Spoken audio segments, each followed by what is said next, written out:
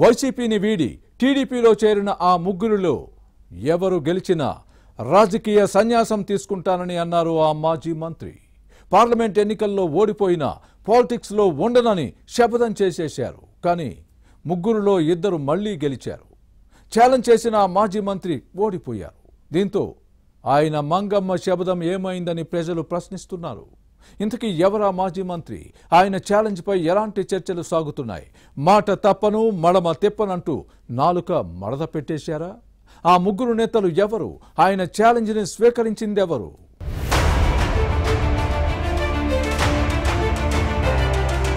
మాజీ మంత్రి అనిల్ కుమార్ నెల్లూరు జిల్లా వైసీపీలో ఫైర్ బ్రాండ్ లీడర్ గా పేరుంది.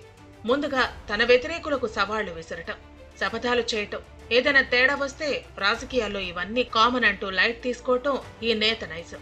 జిల్లాకు చెందిన ముగ్గురు ఎమ్మెల్యేలు ఆనం రామనారాయణ రెడ్డి, కోటంరెడ్డి శ్రీధర్ రెడ్డి, మేకపాటి చంద్రశేఖర్ రెడ్డి వైసీపీ నాయకత్వంతో విభేదించి టీడీపీలో చేరినప్పుడు పెద్ద శపథం చేశారు. ముగ్గురులో ఏ ఒక్కరు అసెంబ్లీలో అడుగుపెట్టినా రాజకీయ సన్యాసం తీసుకుంటారని సవాల్ విసిరారు. నెల్లూరులో అడుగుపెట్టనని మీసాలు మెలేస్తూ తొడగొట్టి మరీ ఛాలెంజ్ చేశారు.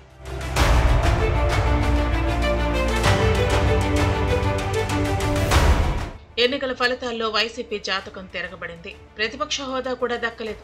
మేకపాటి చంద్రశేఖర్ రెడ్డి ఈసారి ఎన్నికల్లో పోటీ చేయలేదు. ఆత్మకూరు నుంచి ఆనం రామనారాయణ రెడ్డి, నెల్లూరు రూరల్ నుంచి కోటంరెడ్డి శ్రీధర్ రెడ్డి విజయం సాధించారు. దీంతో సోషల్ మీడియా వేదికగా అనిల్ పై ప్రశ్నల వర్షం కురిపిస్తున్నారు జనం. ఇద్దరు గెలవటంతో ఇప్పుడు ఏమంటావు అనిల్ అంటూ నిలదీస్తున్నారు. ఎన్నికల ఫలితాల తర్వాత అనిల్ పత్తా లేకుండా పోయారు. ఓటమి తర్వాత తాడేపల్లిలో జగన్ తో భేటీ తర్వాత శపథం గురించి మీడియా ప్రశ్నించగా ఫలాయవాదం అందుకున్నారు. అవును, నేను సవాల్ విసిరాను, ఎవరూ దానిని స్వీకరించలేదు కదా అంటూ నాలుక మడత పెట్టేశారు ఈ మాజీ మంత్రి.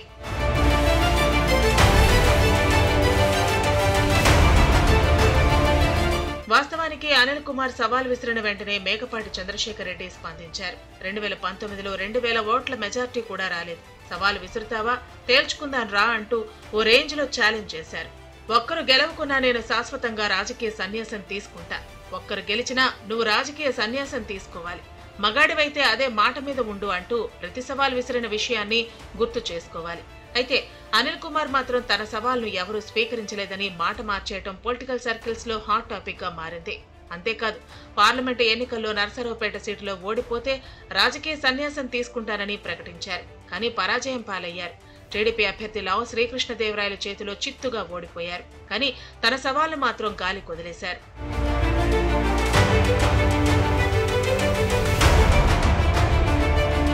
అనిల్ కుమార్ చీప్ పాలిటిక్స్ తోనే నెల్లూరు జిల్లాలో వైసీపీ తుడిచిపెట్టుకుపోయిందంటూ పార్టీ శ్రేణులు ఫైర్ అవుతున్నాయి. నెల్లూరు ఎంపీ వేమిరెడ్డి ప్రభాకర్ రెడ్డి సతీమణి ప్రశాంతిరెడ్డిని రాజమాత అంటూ నోరు పారేసుకున్నారు. ఈ మాజీ మంత్రి కారణంగానే వేమిరెడ్డి ఫ్యామిలీ వైసీపీని వీడి టీడీపీలో చేరిందని చెబుతారు. ఈ క్రమంలో అనిల్ కుమార్ మళ్లీ నెల్లూరుకు వస్తే పార్టీకి నష్టమే తప్ప అణా పైసా మేలు జరగదని సొంత పార్టీ శ్రేణులే ముఖాన చెప్పేస్తున్నారు. ఇకపై నర్సరావుపేట పాలిటిక్స్ చూసుకోవడమే బెటర్ అంటూ సలహాలు ఇస్తున్నారు. వైసీపీ ఓటమికి కారణాలను శోధించేందుకు ఇటీవల మాజీ ఎంపీ ఆదాల ప్రభాకర్ రెడ్డి నివాసంలో నిర్వహించిన ఫ్యాన్ పార్టీ సమావేశానికి అనిల్ కుమార్ ను ఆహ్వానించలేదట.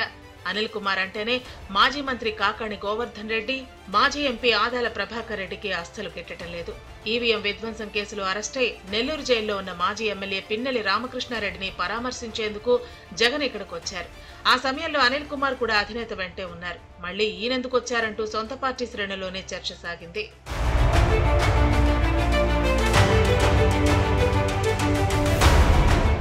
మొత్తం మీద విలువలు, విశ్వసనీయత, మాట తప్పం మడమ తిప్పం అంటూ పదే పదే చెప్పే అనిల్ కుమార్ ఇందుకు విరుద్ధంగా వ్యవహరించారు.